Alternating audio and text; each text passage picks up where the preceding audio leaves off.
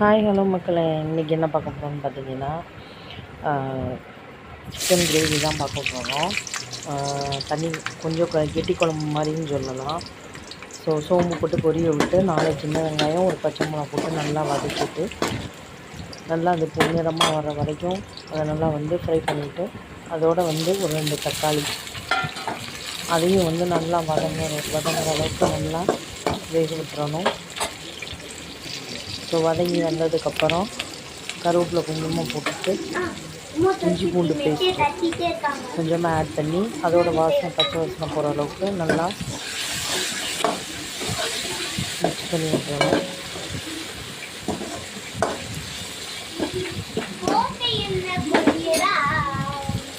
பச்சை வாசனை போனதுக்கப்புறமா கொஞ்சமாக மஞ்சத்தூள் ஆட் பண்ணிக்கணும்.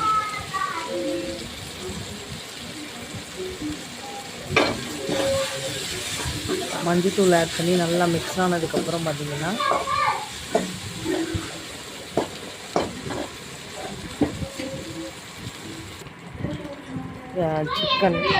சிக்கன் மசாலா, இது நான் சக்தி தான் எப்போயுமே யூஸ் பண்ணுவேன். சக்தி சிக்கன் மசாலா தேவையான அளவு நம்ம ஆட் பண்ணிக்கணும்.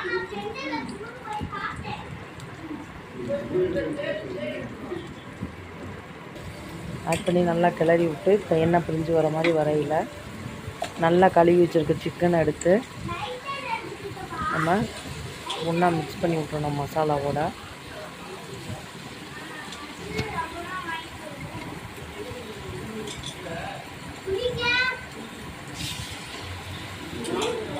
இந்த மாதிரி நீங்கள் ஒரு தடவை செஞ்சு பாருங்கள், டேஸ்ட் செம்மையாக இருக்கும்.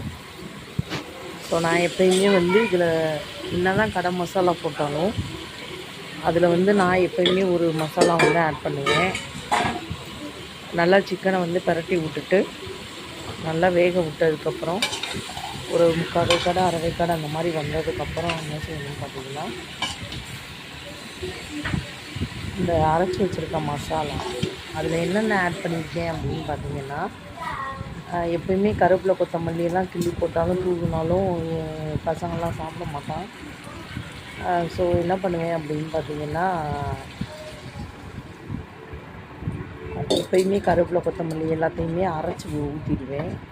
அதே மாதிரி தான் இதுலேயும் தேவையான அளவு உப்பு போட்டு தண்ணி போட்டு வேக வச்சுட்டு நல்லா ஓரளவுக்கு வெந்த உடனே மிக்சியில் 1/2 மூடி தேங்காய், சீரகம், சோம்பு, கருவேப்பிலை, கொத்தமல்லி எல்லாம் போட்டு ஓரளவுக்கு அரைச்சி வச்சுருக்கேன். சிக்கன் நல்லா ஓரளவுக்கு வெந்த உடனே இந்த அரைச்ச மசாலாவையும் அதில் சேர்த்துட்டோம் அப்படின்னா சேர்த்து ஒரு 2-3 கொதி விட்ட உடனே பார்த்திங்கன்னா சூப்பராக இருக்கும் சிக்கன் கிரேவி. நீங்கள் தோசைக்கு சாப்பிட்லாம், இட்லிக்கு சாப்பிட்லாம், சாதத்தோடையும் சூப்பராக இருக்கும், சப்பாத்திக்கும் நல்லாயிருக்கும். ஏன்னா குழந்தைங்க எப்போவுமே நிறைய பேர் கருவேப்பிலை கொத்தமல்லியும் சாப்பிட மாட்டாங்க.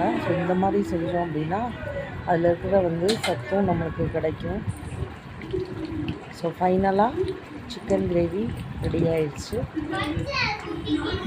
இந்த வீடியோ உங்களுக்கு பிடிச்சிருந்தா லைக் பண்ணிக்கோங்க, சப்ஸ்கிரைப் பண்ணிக்கோங்க மக்களே.